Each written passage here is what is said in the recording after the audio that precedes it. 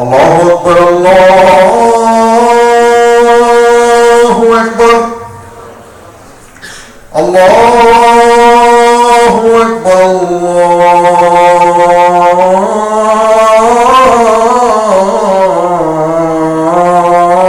الله أكبر أشهد أن لا إله إلا الله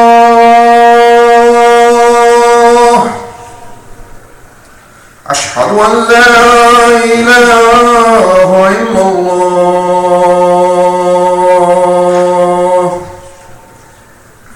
أشهد أن محمدا رسول الله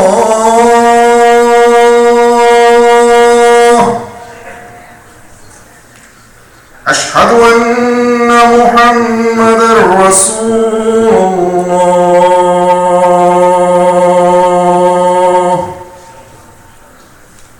حي على الصلاة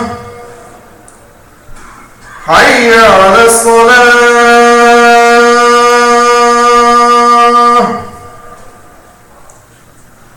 حي على الفلاح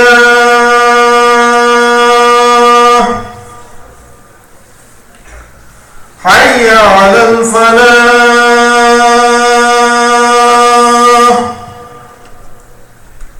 الله أكبر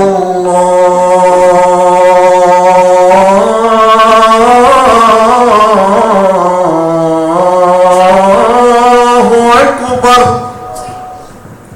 لا إله إلا الله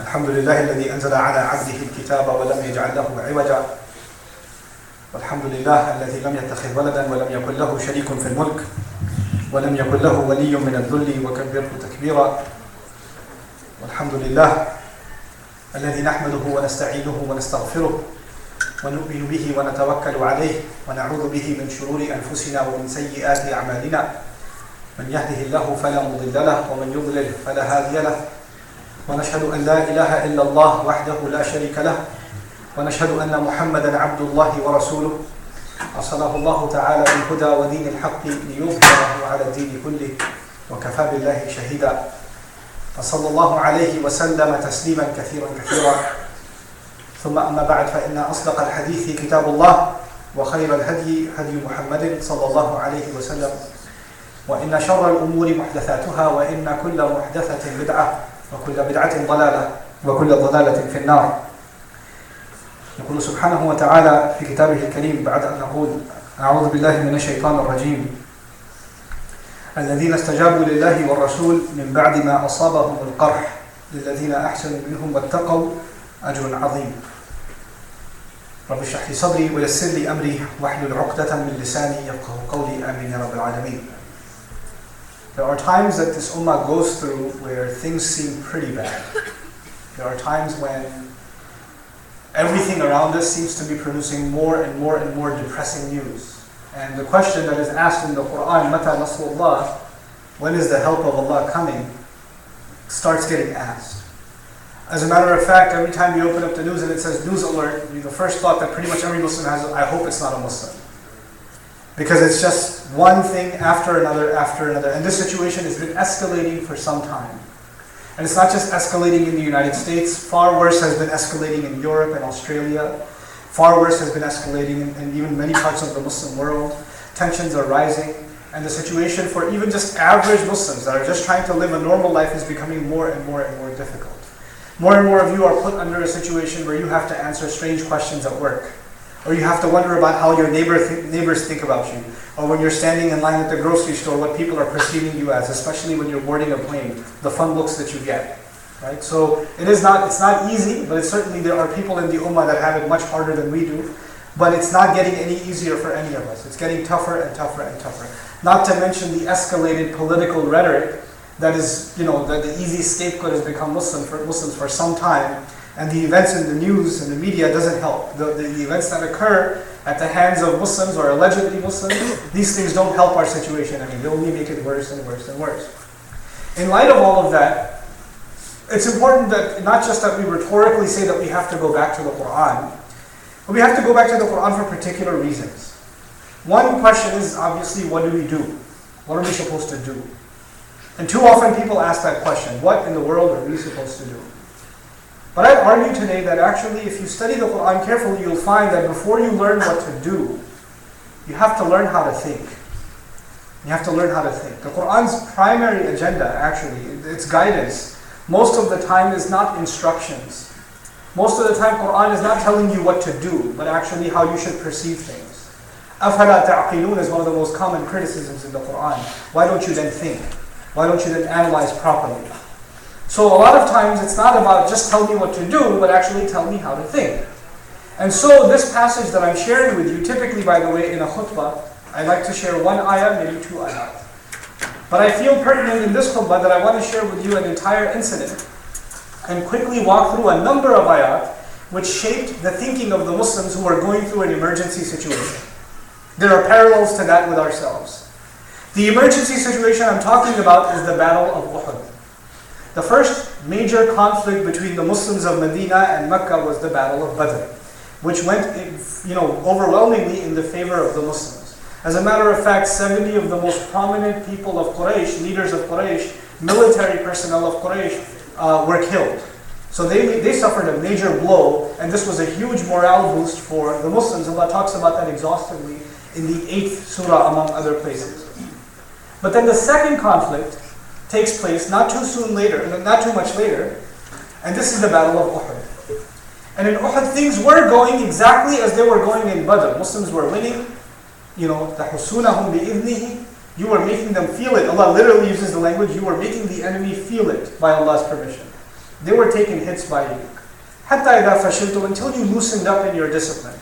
So without getting into the technical details of what happened, which Allah comments on exhaustively by the way in Surah Al-Imran, long story short, because of a strategic mistake made by certain Muslims, the enemy gets an upper hand. And when they get an upper hand, they double back around the Muslims and they attack them from behind.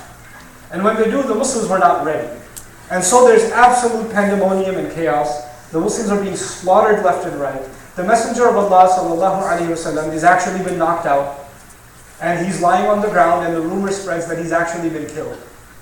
And when that happens, some of the companions who were fighting alongside the Messenger of Allah ﷺ are so demoralized, they literally, Umar is narrated to have dropped his sword and sat on the ground in the middle of a chaotic battlefield. What's the point now?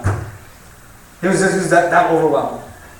Soon after, the Messenger ﷺ wakes up. He's lost his tooth, his mouth is filled with blood. Now he makes, when he gets up, he's also frustrated. And now the Muslims they make a human shield around him. The Sahaba make a human shield around him. And they have to figure out a way of allowing him to escape and themselves to escape. And so they're heading back up towards a mountain. The enemy's coming after them, and they are إِذْ تُصْعِدُونَ وَلَا تَلْوُونَ عَلَىٰ أَحَدٍ, Quran says. When you were escalating up the mountain, not turning back to look at anybody. Your biggest emergency situation was to escape from this crisis at that time. And then the messenger was actually even still left behind. وَالرَّسُولُ يَدْعُوكُمْ فِي أُخْرَاكُمْ. And the messenger was still calling you from behind you. Now you're running for your lives, and the messenger is still left on the battlefield, injured, sallallahu alayhi wa sallam. And so this was a crisis on top of a crisis on top of a crisis. And I'm telling you this because the Quran, when it describes these incidents, it's not just there to tell us about history. The purpose of the Quran is to tell us when that crazy situation occurred, these words were enough. So what situation are you going to go through that these words are not enough? You understand? Like, if far worse was dealt with the words of Allah, then what we go through is significantly far less. It's significantly far less. And so these words should give us strength, they should give us guidance, they should give us direction, and they should give us what we need to move forward from a difficult situation. So I want to start with this. The Sahaba have now escaped up top to the mountain. The Prophet ﷺ has also escaped. The enemy is at a strategic disadvantage, so he can't make it up. Now the Quraysh, they start talking trash from the bottom of the hill. They start talking trash. And they say, our gods have won. And the Messenger ﷺ responds to them, "Balillah mawlana wa la mawla lakum." Allah is our guardian. You don't have any guardian. You don't have any protector. They talk trash and they walk away. They feel victorious. The Quraysh feel victorious. The Muslims are demoralized. They're absolutely demoralized. And so many of them are so deeply injured. Okay, now they're injured. Of course, when the battle ends, you're supposed to tend to your wounded, right? You've got a crisis situation. People are bleeding. People can't even stand up. Somebody's got a head injury. Somebody's got a leg injury. Somebody's died. You've got to bury them. We're taking care of this situation. And not a few hours later, the news comes, a rumor comes that the Quraysh have decided that they're going to get reinforcements. The enemy is going to get reinforcements. And they're going to come back and finish the job because the Muslims are injured right now anyway. So might as well get them while they're down. Why wait until they get better, reinforced, get stronger, and then get into another battle? Might as well just come. I think we made a mistake that the enemy's thinking. We shouldn't have left them. Best to kill them while they're still down. So now the rumor has spread among the Muslims that the enemy is coming back. Now when the enemy is coming back, at this point the Muslims forget being well prepared. They can't even stand up. They can't even stand up. And now this scene is of a crisis on top of a crisis. Oh my God, things are getting worse. Seriously, they're coming back? And this is the commentary of Allah for how the Sahaba dealt with this situation. الَّذِينَ اسْتَجَابُوا لِلَّهِ وَالرَّسُولِ, those who responded to Allah and the Messenger, مِنْ بَعْدِ مَا أَصَابَهُمُ الْقَرْحِ, even after deep injury had afflicted them.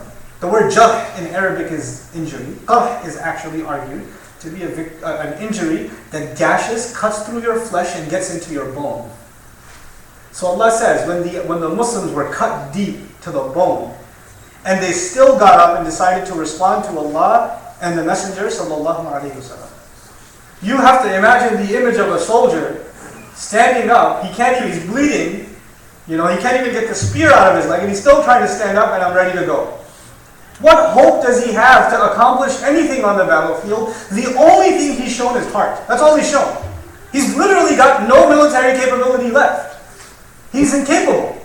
And yet Allah acknowledges that and says, لِلَّذِينَ أَحْسَنُوا مِنْهُمْ وَاتَّقَوْا, for those who excelled among them, had ihsan among them, and demonstrated taqwa, demonstrated fear only of Allah, they have amazing reward. Now this is a unique sequencing in the Quran in this particular ayah.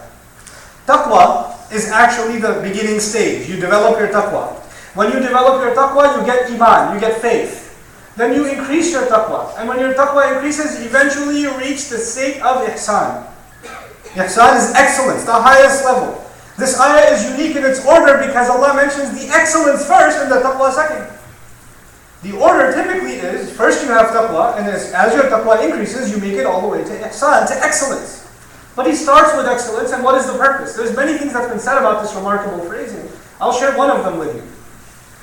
That these companions, when they said, we're going to get up and stand, when the messenger says stand, they say how high, jump, and they say how high, and they immediately get up. This demonstrates the excellent discipline and loyalty that these companions showed. And when they stand up, they're not even thinking about who the enemy is. And when they do start thinking about who the enemy is, obviously you're supposed to be afraid and cautious and wary of the enemy. But their fear and their caution of Allah overrides their fear and caution of the enemy, so their taqwa takes over. لِلَّذِينَ أَحْسَنُوا مِنْهُمْ وَاتَّقَوْا أَجْرٌ عَظِيمٌ. They have amazing reward. At the end of the day, when we are looking for something from Allah, relief, we're looking for things to get better. We're looking for the situation to calm down. All of those things are nice to think about. But Allah Azza wa Jalla is changing our mindset. The only thing you should be looking for is ajrun azim. The only thing you should be worried about is huge compensation from Allah. And Allah lam yahtas bil akhirah wa la bil dunya. He didn't say this great compensation is in this world or this great compensation is in the next world. He left it open. Why? Because Allah will give in this world and in the next world. Don't you worry about that. He will give when it's right. Ajrun azim. Now, these people get up. They're about to go fight. And then the rumor gets even worse. الَّذِينَ قَالَ لَهُمُ النَّاسِ. These people who stood up injured, other people said to them, إِنَّ النَّاسَ قَدْ جَمَعُوا لَكُمْ فَاخْشَوْهُمْ.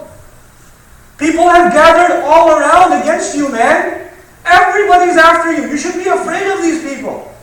Haven't you heard this rhetoric all day and all night long for years and years and years? Everybody's after the Muslims. They're all out to get us. People are gathering against you. Be afraid of them. So then what do they do? Do they buckle and say, you're right, man, there's a lot of pressure. The media is against us. The government is against us. The militaries are against us.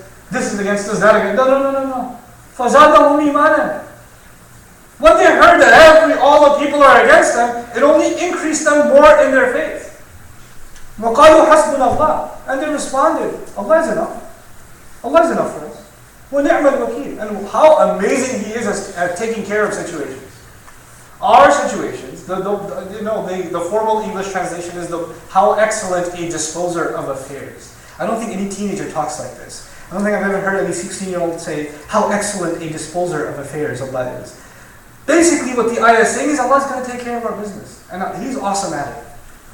He's awesome. We have no doubt that Allah will take it. We take care of what Allah wants from us. The rest, Allah takes care of. This is a qaida kulliyah in the Quran. This is a holistic principle in the Quran. When a slave of Allah decides to do something only to make Allah happy, even in front of the most impossible odds, Allah will change reality for that believer only because they stood up for Allah. He changes reality for them. In Surah Al-Kahf, Allah will bend the rays of the sun so that the people in an open space in a cave won't get hit with sunlight. In the Battle of Badr, Allah will send angels before the Sahaba even arrive in the battlefield. Before they even swing their sword, the angel has already chopped the guy. They just have to show the effort. They don't have to have the resources, the means. They just have to have the desire to make Allah happy and stand up for Him with ihsan. That's it. The rest He does. That doesn't come from us. What happens with us is we look at our lack of resources, our lack of money, our lack of power, our lack of means, our lack of reach, our lack of influence, lack, and then we look at the plentiness of the resources on the other side, the machinery, the propaganda, the military might, the technological advances. We look at all this other stuff, and then we say, well, the enemy of Islam has all of this, and we have nothing. Well, we have one thing they'll never have, and that's Allah, and that's more than enough. Hasbunallah wa ni'mal wakeel. Allah is enough. Allah is enough for us. And how amazing He is at taking care of all matters. Wa ni'mal wakeel. So then, they respond this way, and what does Allah say? فَانْقَلَبُوا بِنِعْمَةٍ مِّنَ اللَّهِ وَفَضْلٍ. So they went out, instead of waiting for the enemy, they're injured, remember? Instead of waiting for the enemy to come to them, they went after the enemy. And then, at the time Abu Sufyan was not Muslim, he hears that the Muslims have recharged and they're coming after them. So they were thinking about turning back, they ran away. The enemy ran away. They got scared. And so Allah says they came back. فَانْقَلَبُوا. They came back. بِنِعْمَةٍ مِّنَ اللَّهِ. Because of a special favor that came from Allah. And on top of that, a bonus added on top. وَفَضْلٍ. An additional favor was, even though the enemy had just won, yes? Now the enemy leaves in fear. And the biggest victory you get in battle is actually the mind propaganda, the hearts and minds. Now even though they've won, they've left in fear. So they're not going to have the moral will to fight again. And even if they do, it's going to be hollow from the inside. They're going to have to garner outside support. Which is why the next time they came, they had to get Al-Ahzab. They had to get everybody else involved. وَفَضْلٍ لَمْ يَمْسَسْهُمْ سُوءٌ. No harm touched the believers. No harm touched them. Not even a little bit. لَمْ يَمْسَسْهُمْ سُوءٌ. Mas is أقل درجة الإصابة, right? It's the little least bit that can be touched. Believers weren't harmed in the least bit because they stood up when they were injured. وَاتَّبَعُوا رِضْوَانَ اللَّهِ. Why wouldn't that be the case? They followed the pleasure of Allah. All they were looking to do was make Allah happy. And then He says, وَاللَّهُ ذُو فَضْلٍ عَظِيمٍ. Allah possesses huge favor.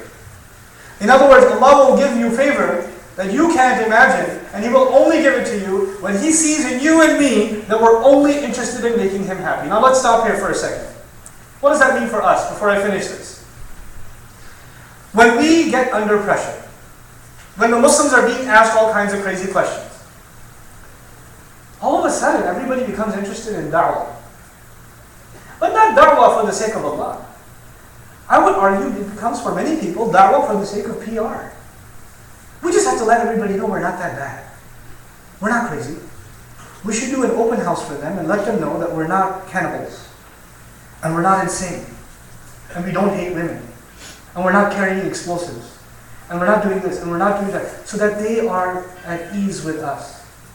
We want to be able to have better relations with our neighbors. So we want to learn. And my co-worker is asking me these questions. How do I answer these questions? Let me tell you, if your intentions to answer the questions of your neighbor or your co-worker or your non-Muslim friend is so they like you a little bit more or they hate you a little bit less, you've got the wrong intentions.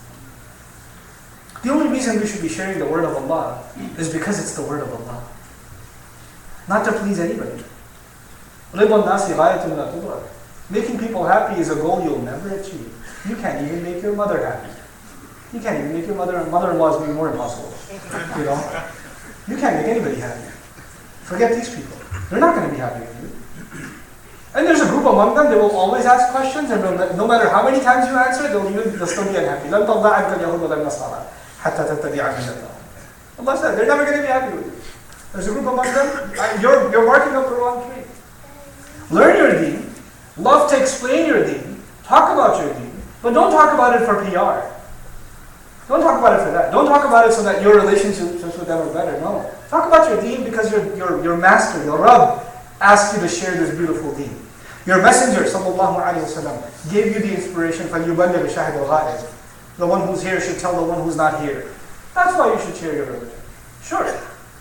These incidents are an opportunity to share something beautiful about your deen. These crises can be turned into a good thing. But only if it's done for the right reason. And by the way, why am I saying for the right reason? The act can be exactly the same, but the intention behind it can be different. So on the outside it looks like we did exactly the same thing. But if you do it with the right reasons, the help of Allah arrives. And that same act, if you did it for the wrong reasons, problems continue. But on the outside it looks exactly the same. It was a da'wah event. I was talking about Islam. I was spreading the word of Allah. وَاتَّبَعُوا رِضْوَانَ اللَّهِ وَاللَّهُ ذُو فَضْلٍ عَظِيمٍ. Then Allah says, here's the reality of the fear and pressure that you feel. إِنَّمَا ذَلِكُمُ الشَّيْطَانُ يُخَوِّفُ أَوْلِيَاءَهُ. All that was shaitan. Still instilling fear into you of his friends. That's all it was. Another interpretation of this ayah is, shaitan is only able to scare his friends. In other words, if you got scared, you befriended shaitan. فَلَا تَخَافُونَ. Don't be afraid of shaitan's friends. وَخَافُونِ. Be afraid of me. إِن كُنتُم مُؤْمِنِينَ. If in fact you truly believe in me, then there should be no reason for you to fear anybody else, Allah says.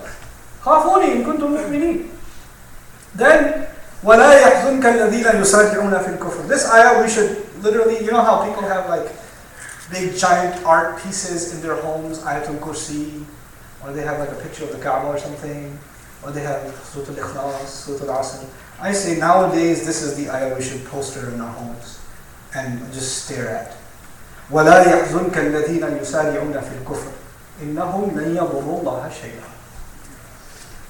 The people who are constantly making efforts to further the cause of disbelief, the people who are tirelessly working to undo Islam, to destroy Islam, their efforts should not make you sad at all. Allah's advice to you and me is whatever efforts they're making should not make you sad. How many people come to me, brother, do you know what they're doing on this website? Do you know these videos that they're making? Brother, do you know what they're doing on this channel? Do you know what they said on CNN? Do you know what they said on Fox? Do you know what they did here? Do you know what they did there? Do you know the book that they published? Do you know this other translation that they made of the Quran? Oh my God. And we see this stuff, and what happens to us? We panic. Somebody has to respond. Somebody has to give an answer. Because they made a video. If you're going to worry about them making videos, you're going to be worried for a long time in your life. These efforts will not stop. They shouldn't worry you. They shouldn't make you sad. إِنَّهُمْ لَن يَضُرُّوا اللَّهَ شَيْئًا. They're not going to be able to harm Allah in any way, shape, or form. Allah didn't say they won't be able to harm Islam, or they won't be able to harm you. Right? Allah said they won't be able to harm Allah. Why? Because we're not afraid of Allah being harmed. We're actually afraid of us being harmed, the cause being harmed. So why is Allah saying, don't worry, Allah has not been harmed? Because all of the work that we do, all of the deen that we try to spread, all of the community that we try to build. Everything we try to do, we only do because our source is Allah. And when that source is uninterrupted, then we have a constant supply of strength. Where you get your barakah from, where you get your rizq from, where you get your peace and safety from, that source is Allah, and that source is inaccessible to them, so don't worry. إِنَّهُمْ لَن يَضُرُّوا اللَّهَ شَيْئًا. So now, يُرِيدُ اللَّهُ أَلَّا يَجْعَلَ لَهُمْ حَظًّا فِي الْآخِرَةِ. Allah just wants that they should have not even a little bit in the afterlife. Don't worry about it, they're just digging their hole. That's all they're doing. They're just digging their own hole. And then وَلَهُمْ عَذَابٌ عَظِيمٌ. They're going to have terrible punishment at the end. Now the subject changes, and listen carefully. إِنَّ الَّذِينَ اشْتَرَوُا الْكُفْرَ بِالْإِيمَانِ لَن يَضُرُّوا اللَّهَ شَيْئًا.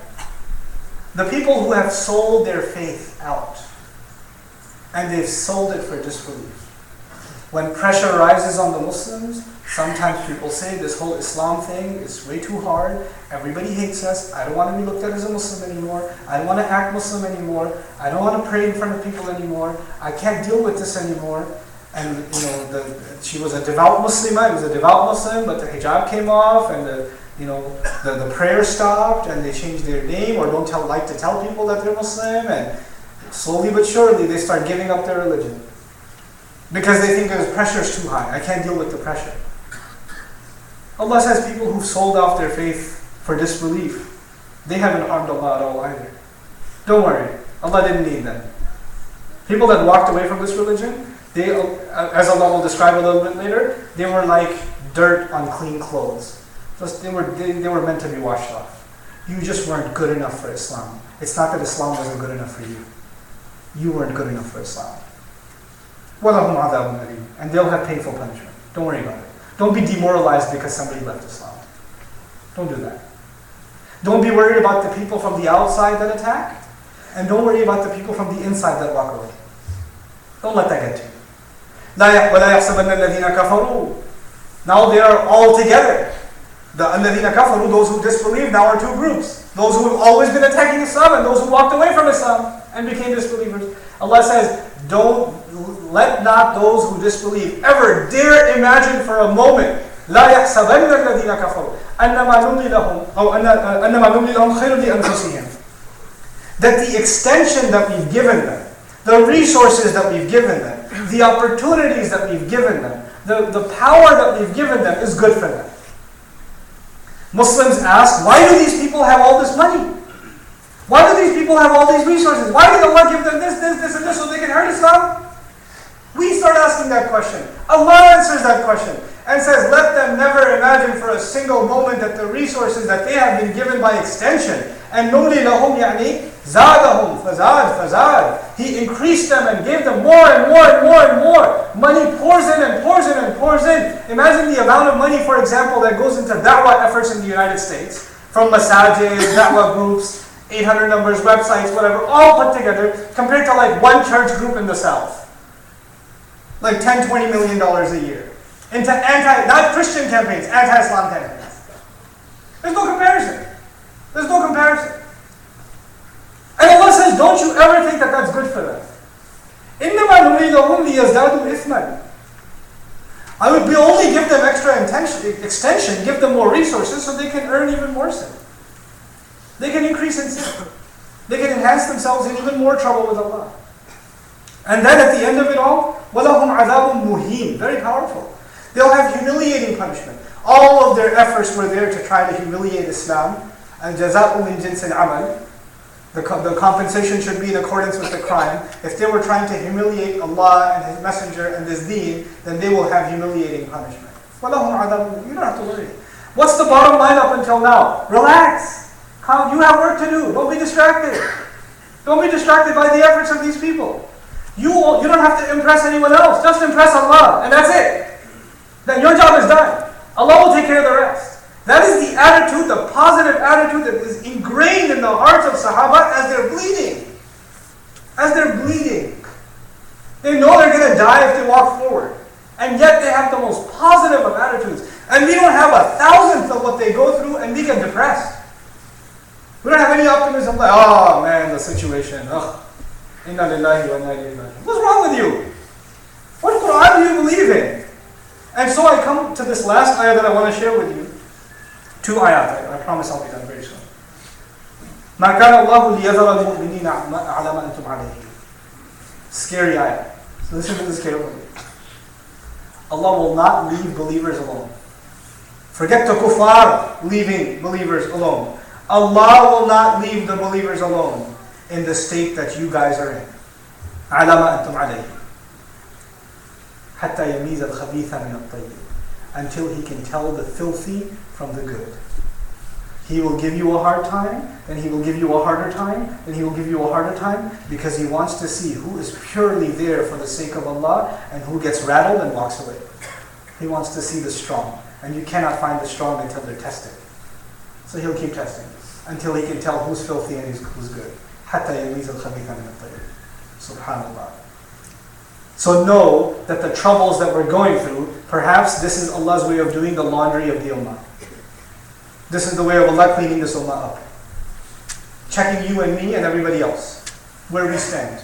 Whether we're going to last or not. حتى يميز الخبيث من الطيب. وَمَا كَانَ اللَّهُ لِيُطْلِعَكُمْ عَلَى الْغَيْبِ. And Allah is never going to be one to tell you what's happening in the unseen. Allah will never tell you, why is this happening? When are things going to get better? When is victory going to arrive? He doesn't owe you any explanation. You might feel entitled for an explanation. He owes you nothing. وَمَا كَانَ اللَّهُ لِيُطْلِعَكُمْ عَلَى الْغَيْبِ وَلَكِنَّ اللَّهَ يَجْتَبِي بِرُسُلِهِ مَن يَشَاءُ. However, Allah chooses from His messengers whoever He wants. The only thing you need to know is what He teaches His messengers. Don't seek answers beyond what you need. You've been kept on a need-to-know basis. And the thing that you needed was the book of Allah, what was given to the messenger, sallallahu alayhi wa sallam. The wahi that's been given is enough for you. Focus on what's been given. Like the Arab says, focus on what's in front of you. We just want some other mysterious answers. That Allah has sent the perfect kalam. أَوَلَمْ يَكْفِهِمْ أَنَّا أَنزَلْنَا عَلَيْكَ الْكِتَابَ يُتْلَى عَلَيْهِمْ. Isn't it enough the Quran is being read onto them, the book is being read onto them? No, for so many people it's not enough. I need some other kind of relief. I need some other mysterious answer to solve our problems. No, the answer that you needed, that I needed, Allah already sent. And He's not sending you anything else. You're not entitled to anything else. وَلَكِنَّ اللَّهَ يَجْتَبِي بِرُسُلِهِ مَن يَشَاءُ فَآمِنُوا بِاللَّهِ وَرُسُلِهِ وَإِن تُؤْمِنُوا وَتَتَّقُوا فَلَكُمْ أَجْرٌ عَظِيمٌ. Believe in Allah and His messengers. And if you can hold on to your faith and be cautious, protect yourselves from disobeying Allah, then you'll have great compensation. You're going to be taken care of. You'll be just fine. Now that Allah has said, don't worry about the negative. Don't worry about it. Just take care of Allah. This last ayah I want to share with you is actually about how we have to now increase the positive. Now it means that we have to go out of our way to make Allah happy. And in this, when times are hard, the believer has to be actually more active in making Allah happy, not less. For anybody else, in these times, they would get depressed. For the believer, in these times, they are more optimistic to serve Allah than any other time.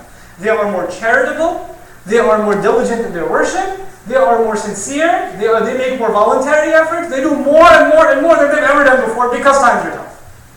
This inspires them even more. This fires them up even more. So what does Allah say? وَلَا يَحْسَبَنَّ الَّذِينَ يَبْخَلُونَ بِمَا أَتَاهُمُ اللَّهُ مِنْ فَضْلِهِ هُوَ خَيْرًا لَهُمْ. Don't let the people who are cheap with what Allah has given them, and they hold on to what they have, they stay cheap with it, that holding on to it and saving it is something better for them. بَلْ هُوَ شَرٌّ لَهُمْ. It's bad for them. It's evil for them. سَيُطَوَّقُونَ مَا بَخِلُوا بِهِ يَوْمَ الْقِيَامَةِ. The very thing that they try to be cheap with and hold on to and hoard is going to be wrapped around their necks on Judgment Day. Don't be cheap. And it's not just about money. I'm specifically talking to young people. You have aspirations. Your aspirations to have a career, make good money, start a family, get your own car. It's going to be pretty sweet. Get your own apartment. And be financially, you have all these aspirations, that's great. But the Ummah is in a hard time right now. So have all of those aspirations, but at the top, the number one aspiration you should have is, what am I going to do for the Ummah? What am I going to do for Allah? How am I going to contribute? I don't want to make money to make money. I want to make money so that I can have the financial freedom to serve Allah's deen. I want to do something more than myself. Times are tough. The Ummah, the young blood of the Ummah is needed. What goals do you have? What intentions do you have to serve? What plans have you made? Other than, I just want to get a job. What plans have you made? Because if you haven't used the talents and the skill and the creativity and the intelligent mind Allah has given you to put to His service, you're being cheap. You're being cheap with what Allah gave you. مَا آتَاهُمُ اللَّهُ مِنْ فَضْلِهِ. Not الْمَالَ الَّذِي آتَاهُمُ اللَّهُ مِنْ فَضْلِهِ. It's whatever Allah gave you. Don't be cheap with it. Give it back to Allah. وَأَنْفِقُوا مِمَّا جَعَلَكُمْ مُسْتَخْلَفِينَ فِيهِ. Spend out of everything Allah has empowered you with. Give Him everything you've got. Have that aspiration and Allah Azza wa Jalla will open His pathway to you.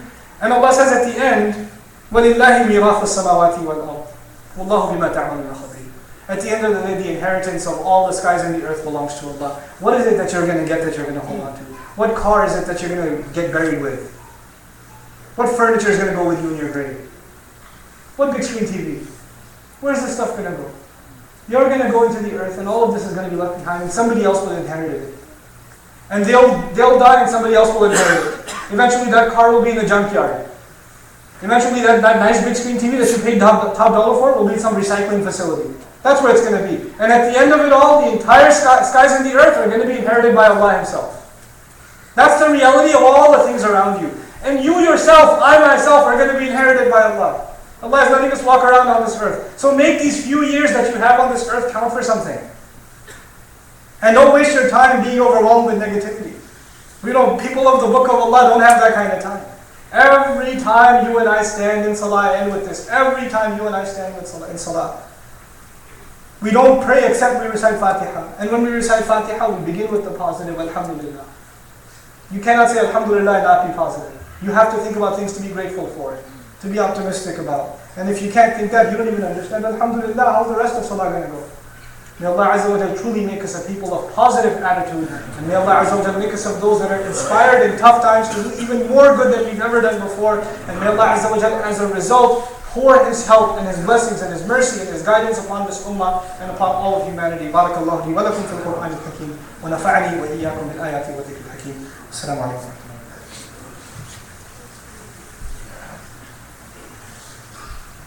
الحمد لله وكفى والصلاة والسلام على عباده الذين اصطفى خصوصا على أفضلهم وخاتم النبيين محمد الأمين وعلى آله وصحبه أجمعين. يقول الله عز وجل في كتابه الكريم بعد أن أقول أعوذ بالله من الشيطان الرجيم إن الله وملائكته يصلون على النبي يا أيها الذين آمنوا صلوا عليه وسلموا تسليما. اللهم صل على محمد وعلى آل محمد كما صليت على إبراهيم وعلى آل إبراهيم في العالمين إنك حميد مجيد. اللهم بارك على محمد وعلى آل محمد كما باركت على إبراهيم وعلى آل إبراهيم في العالمين إنك حميد مجيد.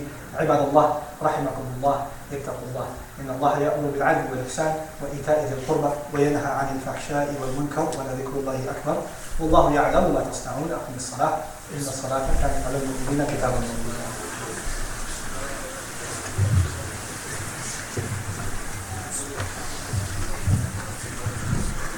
الله أكبر الله أكبر أشهد أن لا إله إلا الله أشهد أن محمد رسول الله حي على الصلاة حي على الفلاح قد قامت الصلاة قد قامت الصلاة الله أكبر لا إله إلا الله.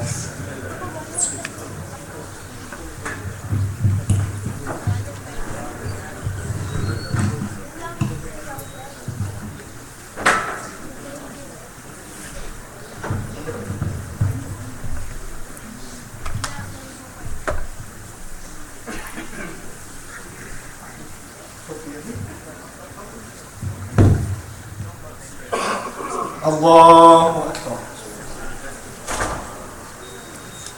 الحمد لله رب العالمين الرحمن